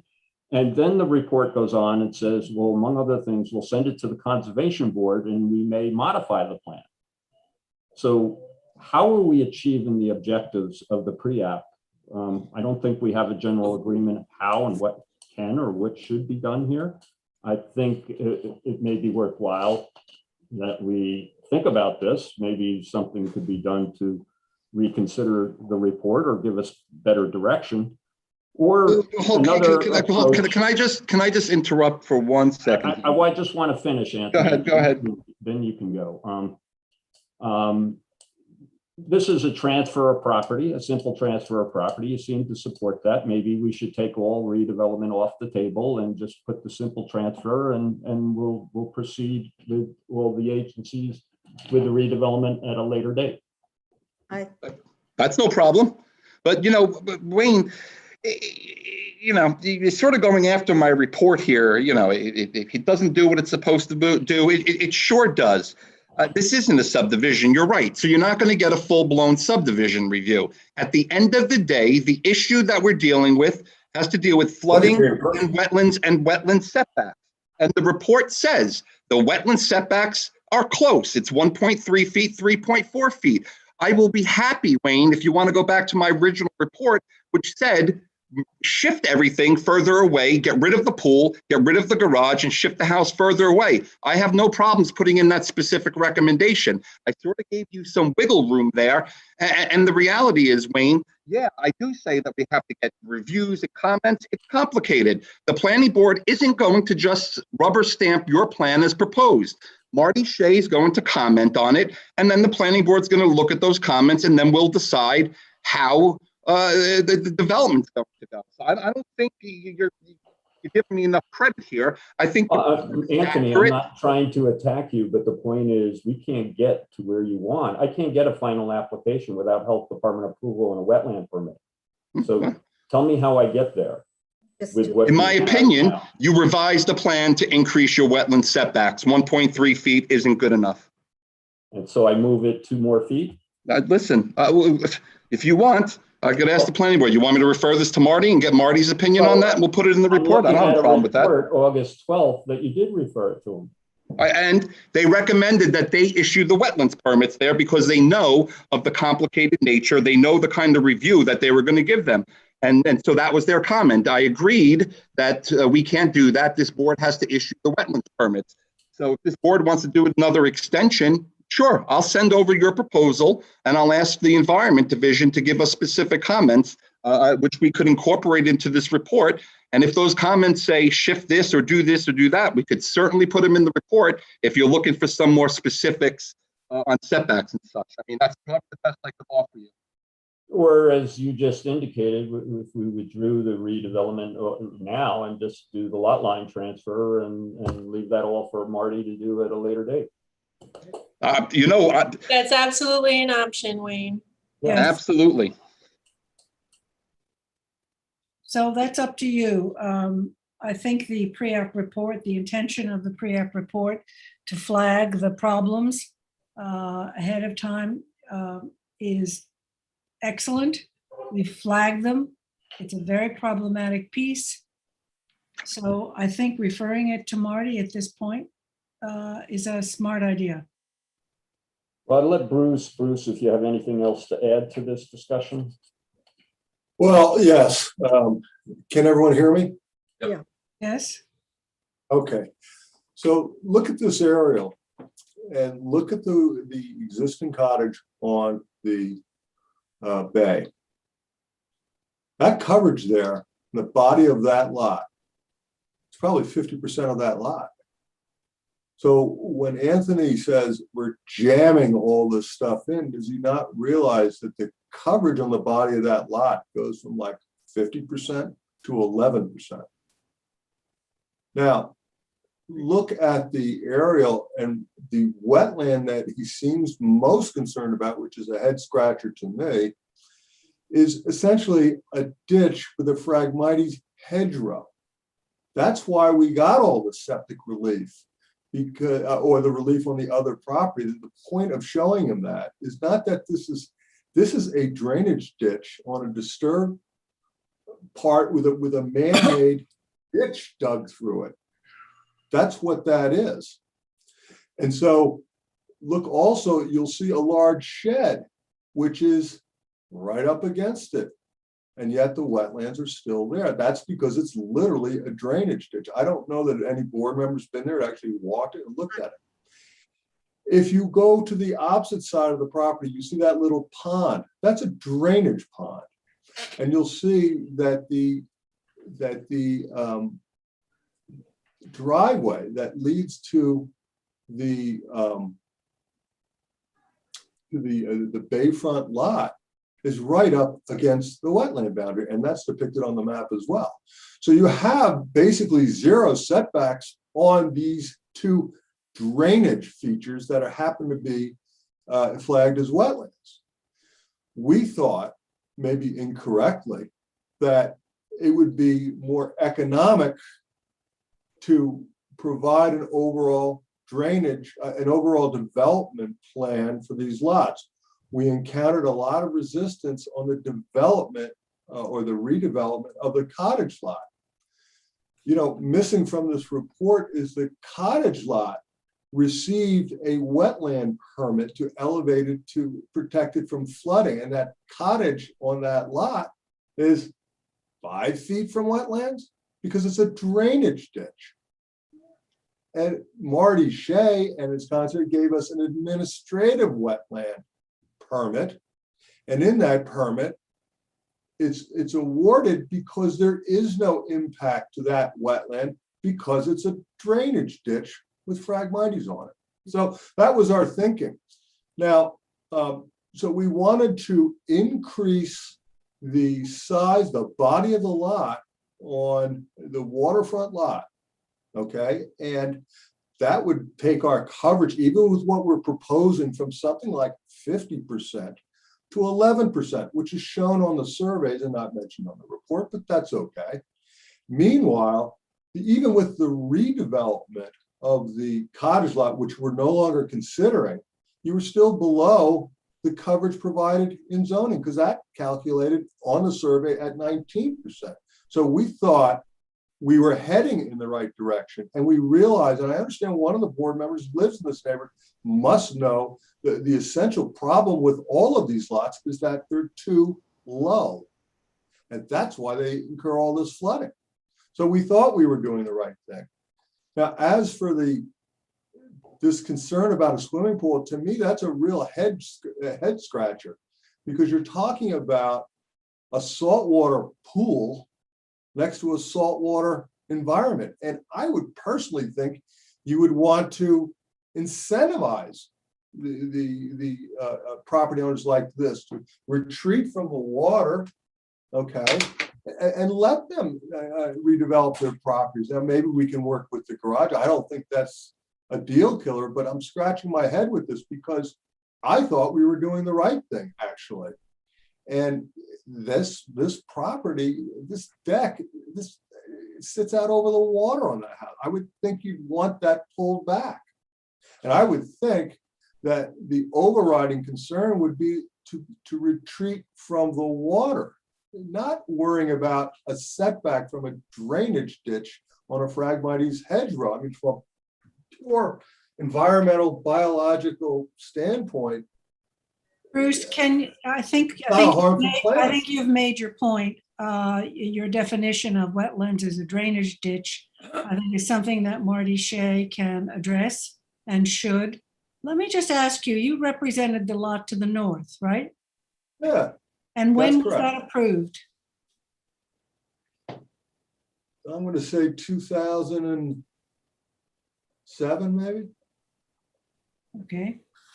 2008, maybe later. I don't know off the top of my head. Right about that time. And your percentage of the reduction of the lot from 11%, you're saying it's now 11%? Can you just repeat that reduction? Yeah, if you look at your aerial. Survey. Looking at Look it the right aerial. now. Okay. Look at the bayfront parcel. Yep. Okay. Consider that. Just look at it for a second and look at the body of the lot that exists today. That house is occupying about 50% of the area of that lot that exists today. You can see that. Now, if you then go to the survey and you look at the coverages, they become a quarter of what? Why? Because we're increasing the area of that lot. And we're not really, that's why this whole thing about jamming as much development is a head scratcher to me, because the coverage actually goes down. Well, it's the coverage in a very constrained lot. So, I mean, I suggest that Marty, Right, it's the report. I understand that, but it's decreasing is what I'm saying. I understand it's a constraint. This lot is constrained in two ways. First of all, you have the bay, which we argue is the most important resource, okay? And it's also constrained as to its lot width. In other words, it's the geometry of the lot that causes these setbacks that apparently Anthony's concerned about. But we can't make the lot any wider because we don't own the adjacent properties. Right, but there is no scenario where the question is, you're gonna get but there's these always setbacks. an option to reduce the building load, the building size. So, But that's a narrow look at the width of the building. It's quite small. What is the width of that building? Is 25 feet. This is not a big. This house is like 1,000 square feet. This is not a big house. This is the size of a double wide trailer. So I think, Robin, did you want to say something? But some of the planning board members have something to say. And we do have one planning board member who walks there all the time. Is it possible if I could say something? Yes. Hi, Jackie Kress. I'm the owner of these two properties. I'm going to try and speak without crying because quite frankly, this is extremely frustrating. I have owned this property for 16 years. I love this area. Gloria, and I'm sure I walk past you many times on my walks. I have tried, I'm sorry, I'm trying not to cry. Owned the front house that's in the bay for 16 years. I finally, after begging and making a proposal to the person who owned the property behind me for at least 10 of those 16 years, every year, was able to buy the little house behind me. And the entire reason for buying a little house behind me was so that I could get more land to be able to move my house out of the water. I don't think personally that anything that we are doing here is huge or overbuilt. This is all within the views of what is around me. If you look to the left on the water side to the west, every house over there has retaining walls. Every house over there has pools. I'm left without any of those things. You look to the right of me, everybody has pools. Go farther down the beach to the right or the east, everybody has retaining walls. All of our properties are left exposed and exposed tremendously. I am in a rock and a hard place here, given the fact that the size of the lot is so small. And we're trying to redevelop in an appropriate way. One of the reasons I want the garage is first, I need a place to park my car. so that it's not exposed to the salt. But I also want to put solar panels on that so that it can power the house and power the saltwater pool next to the saltwater. So there's a rationale here. I really would love to be able to upgrade my septic. And the whole reason for getting the land was to pull the house back and to be able to upgrade the property. So I really hope that everybody will think of this a little bit differently and think about, like, we're trying to do the right thing here. And I understand the wetlands are tight on the back, but it's tight everywhere. And we're trying to do the right thing from an environmental perspective for all of this property. Well, pulling the house back is certainly an admirable goal. I agree with that. Where do you get the most flooding on your property? From the north, from the east? You're impacted by the flooding, yes? The flooding is from rain. Straight down because we're low. You know, I respectfully disagree with what the engineer said about the property. I don't see water running through my property. It's 16 years. It doesn't happen. It falls in and stays when there's heavy rains because it has no place to run off. And when the ground gets saturated, we get pools. So where I get pools are closer to where the little cottage is on the street side. It pools in there. And you get big puddles. You need these retaining walls to get your IA systems in. You know, if you want to upgrade your systems to IA, you're gonna have to build these walls. They're all over. You go down to beach areas and the low dune road, and they all have retaining walls. Yes, they all do. It's a must. And the big benefit here, besides moving the house back, is you're going to do an IA for the cottage, right? I'm sorry, we're going to do what? You're going to upgrade both those septic systems, right? We've been told by the engineers that we shouldn't, if we upgrade the septic and we put the walls up, then we're stopping this virtual river that runs through the property that they think happens. So we got approval from somebody, Bruce and Wayne, please fill in the names, but not to upgrade the septic to the little house because we could leave the land low there with no retaining walls and no fill. So there could be, if there is a natural path of water, the engineer said it was across the little house's yard. And so we wouldn't stop it with a retaining wall if we don't upgrade the septic on that little house. But the main house, you're going to put an upgraded septic. You're going to do the IA, yes.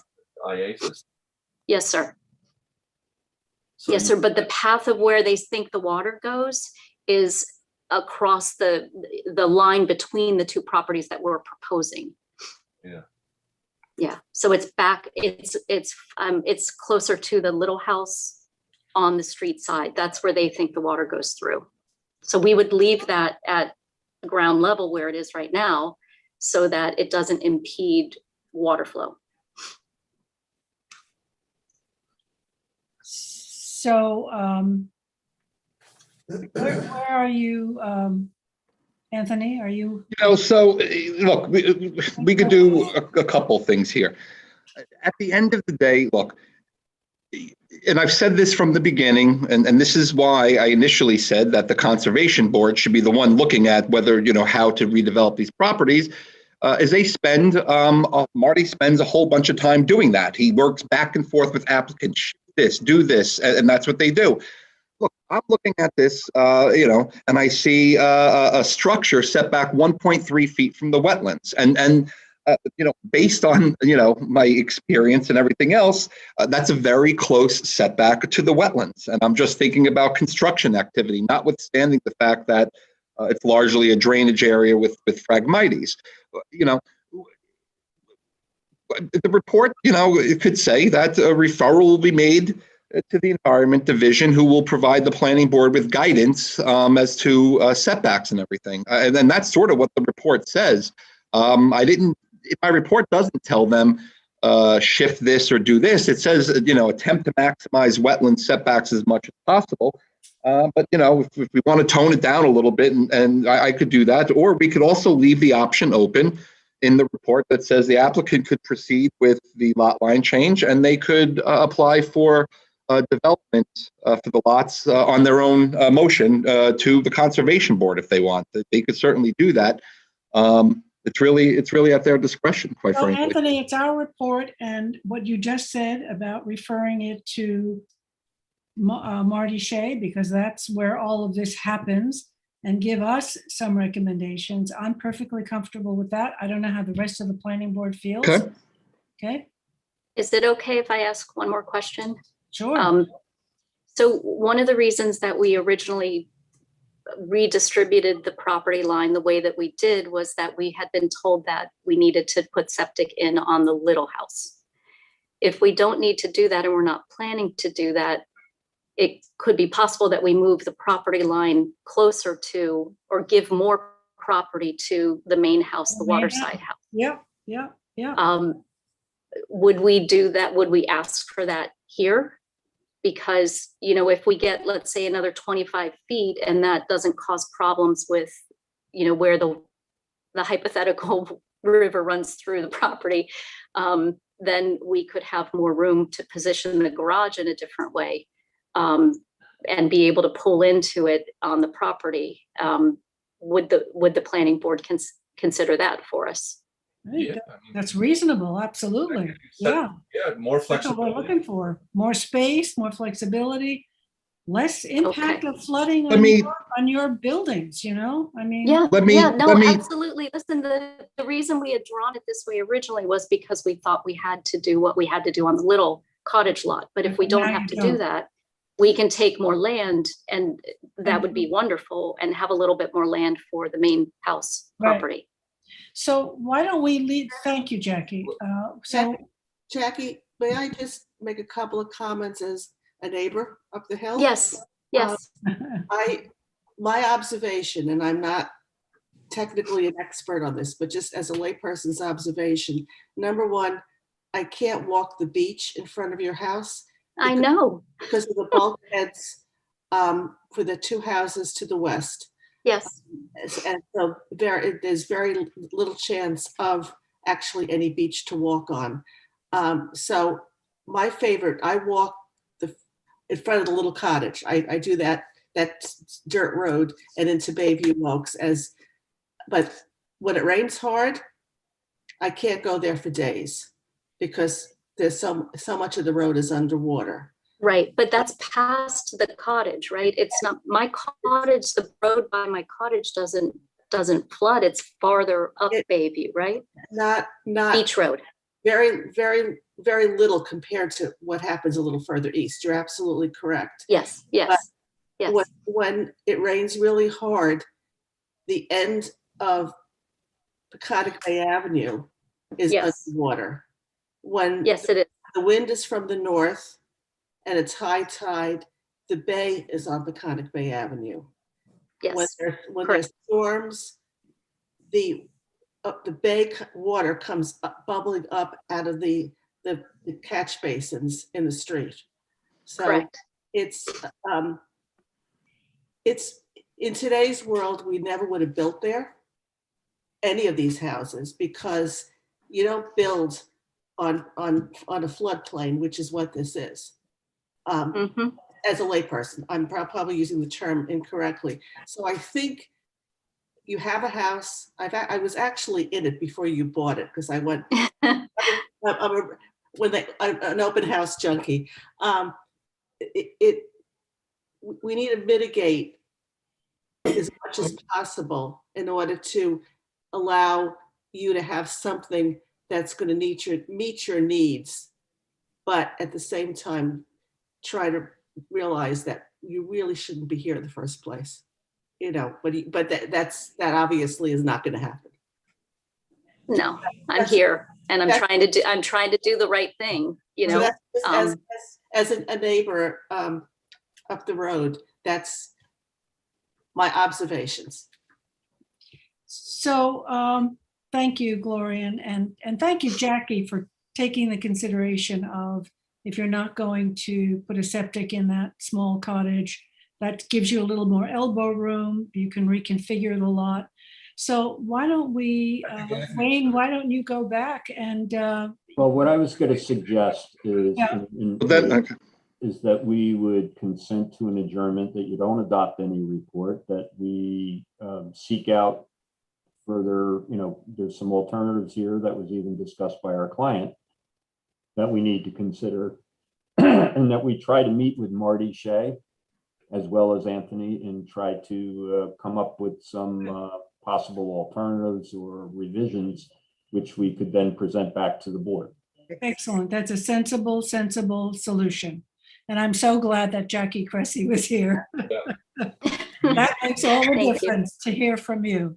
Anthony, do you need are we on action deadline for the report? Do you need Yeah, we've been on constant extension. So what I would ask the applicant to do then is to do, why don't we do a 30-day, Wayne? Is that okay? I was going to suggest maybe 60 days, and that way it's not Get us past the summer vote, yeah. not pressing you so much, so that we can have enough time to meet and get whatever plans need to be submitted and then formally reviewed by you. So You could do that. Great. So do I have a motion for a 60-day extension by Dennis and second by Glorian? All in favor? Aye. Opposed, abstention, 6 in favor. So thank you very much. no, thank you. I think this was Thank you. actually a healthy discussion. Thanks. Thank you, Jackie. Thank you. Thanks, everybody. Okay, moving on to Jackie Fenlon. You're back, Lillian Court.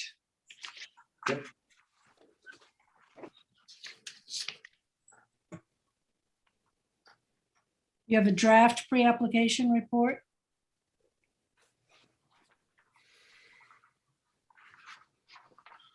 What's the adoption date on this, Jackie? Jackie? Not here. There you are. Can you hear me? Sorry. Yeah, Lillian Court, what is this is just a draft application? Yeah, we're missing a referral, so we asked that it be postponed to June 24th. Okay, so It's it's an off the extension agenda. Yeah, sorry. to June 20, so it's off. Do you need an extension? No, we already extended it till June 24th. So it's off the agenda. Yes, thank you. Okay, thanks. Claire is on now. David's Path. Yes, David's Path is straightforward. That is a release of a performance bond and the acceptance of a maintenance bond for a road associated with the David's Path subdivision. So that's pretty straightforward, I think. You want to put any numbers in this? Yeah, I think I did put the numbers in that resolution. Let's just see. It's just not on the agenda. Not in the agenda, but on the resolution. Yeah, just 1 second. See what they have. The amount that's being released is $243,898. That's the performance bond, and the maintenance bond being accepted is $81,299. Thanks, Claire. Do I have a motion? Motion for this? By Dennis, second by Craig, all in favor? Aye. Opposed, abstention, 6 in favor. Bridge Petroleum, Claire? Coordinate.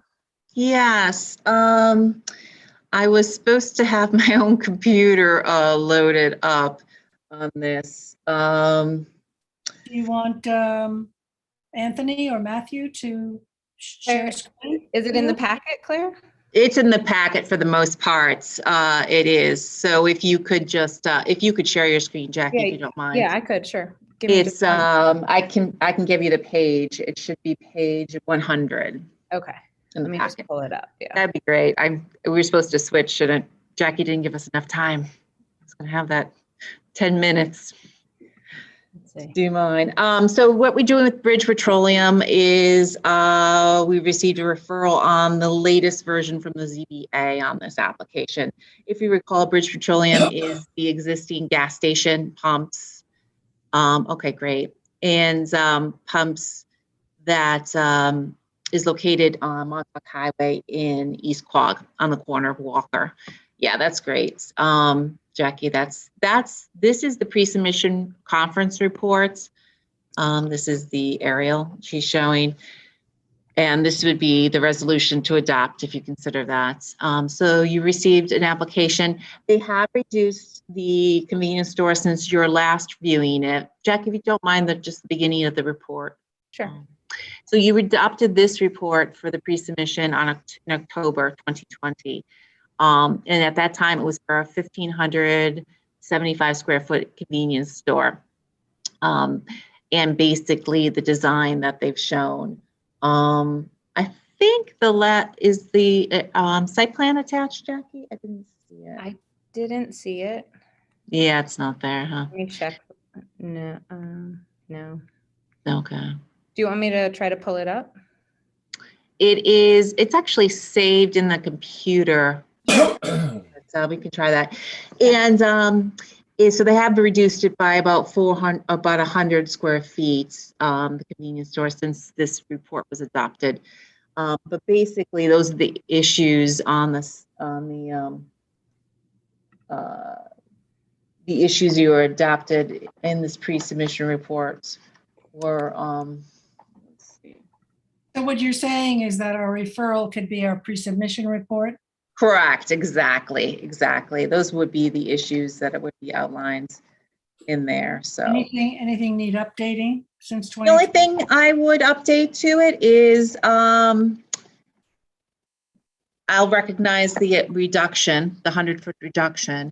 And also they probably will be coming forward with a secret coordination, though not yet because they haven't received the EAF form. But I think you probably want a preference that you'd want lead agency in this case, right? Yep. So that's what I'll start with. And I'll just recognize the difference, but the other issues would remain the same with the application that you've identified to date. Okay. All the public comments are in there from the neighbors. And the issues were, just to read them, it'd be an unlisted action. And in this case, you'd have recommendation to accept lead agency and then give the history of the project. There was an original larger convenience store, which you paused back in 2018, and the applicant came back and modified the application, reducing the number of pumps and reducing the size of the convenience store. And then you go forward with your recommendations that you had come out of your analysis of the convenience stores, the limits put on pre-existing convenience stores or forming convenience stores, and reminding the ZBA, which they're familiar with, but they've issued sizes of convenience stores for small lots, more in keeping with that square footage. So, yep, those are the big issues, but there's other issues with it. Also, maybe we'd want to put some information in there. Oh, okay. Thanks, Jackie. Is this it, Claire? Yeah, that's it. Exactly. Thank you so much. Yeah. And the other thing, maybe you want to put in some information because during the review you had on the property of the propane exchange, there was a mention of the buffer in the back being blown, was blown out. But also the what was it? The vacuum was adjacent to the house. So you probably want to put that in there specifically too, that the vacuum was next Those to are the updates, yeah. Yeah, exactly. So I can put that in there. Do you want a new version for the next meeting to be reviewed? Or you want to adopt it like that? Are we comfortable with the size of the convenience store now? I know they went down 100. Where is that in terms of what we've been referring? Yes, where you refer, I see you wanted it more the area of retail, which doesn't mean the convenience store, because sometimes they take out, the office space and the bathrooms and things like that. We've had that discussion before. No, I think you're recommending more along the lines of 600 square feet for retail. And where were you on the secret on this? Is this unlisted? It's unlisted. Was there, who's the lead agency? ZBA, right? No, the ZBA has not determined that. They haven't even coordinated yet. You didn't get the formal coordination. You didn't even get the coordination yet. Yeah, so until they do that, you can't formally do it, but I think you can give them a heads up now that you prefer Did we agency. give that heads up in the pre-submission report, or? You can do that in your ZBA/Z pre-submission report if you'd like. Right. Yeah, maybe would it be appropriate to let them know that, you know, that Secret might be a better venue for flushing out a lot of these issues, Yeah, and that we're seeking lead agency? yep, yeah, Why don't exactly. we, right up front. Maybe that should be a lead-off item on the report, Right. so they know. Yeah. Yeah, what we could do is secret coordination, planning board, you know, at the time of the ZBA coordinating, the planning board is requesting lead agency where the issues about size and of the convenience store and parking and other, because parking is part of the waiver. Parking can be vetted during the secret process. Yeah. Good. Okay. That way they don't feel necessarily compelled to grapple with all these different, you know, issues. It's like it's going to be done in a more formal manner. Okay, we can do it that way. I'm comfortable with that. I think that's a pretty straightforward recommendation. If the ZBA, if you are, you can adopt the report. Then attach our pre-submission report. Yes, I mean, that's the rest of it. Yeah, exactly. It's pretty detailed, right? So everybody's comfortable with that? Can I have a motion then to accept it? Who's speaking? Dennis, okay, motion by Dennis, second by Craig, all in favor? Aye. Opposed, abstention, 6 in favor. Thanks, Claire. Oh, thanks, everyone. we Thanks, have Jackie. Two signature acknowledgements, pad construction. Yes, and Jackie, I had that date for you. I'm sorry it didn't save to the resolution, but it was extension. The 5 extensions brings them to July 7th, 2021. Where are we back? Oh, you were just looking for that date that Yeah. wasn't in the reso, which was the extension we did for pad construction. We're now acknowledging it for signature, but just wanted to let you know the date we were extending it to is July 7th. I was checking that during the meeting. Okay. And the bridge was also a site plan signature, Jackie. I think it was number 18. 18 is Mill Road, and you added another signature?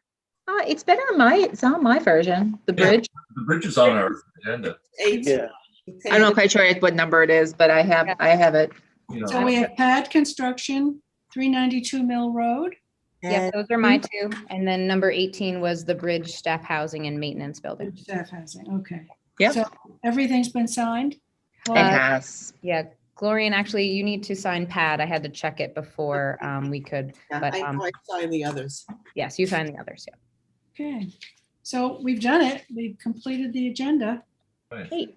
And so we're reconvening at 6 o'clock. 6 o'clock. We have 2 agenda items, okay? Yep, I'll be there. Thank you very much. Motion to adjourn. Motion to adjourn by, who said that? Dennis, second by Robin. All in favor? Aye. Opposed, abstentions?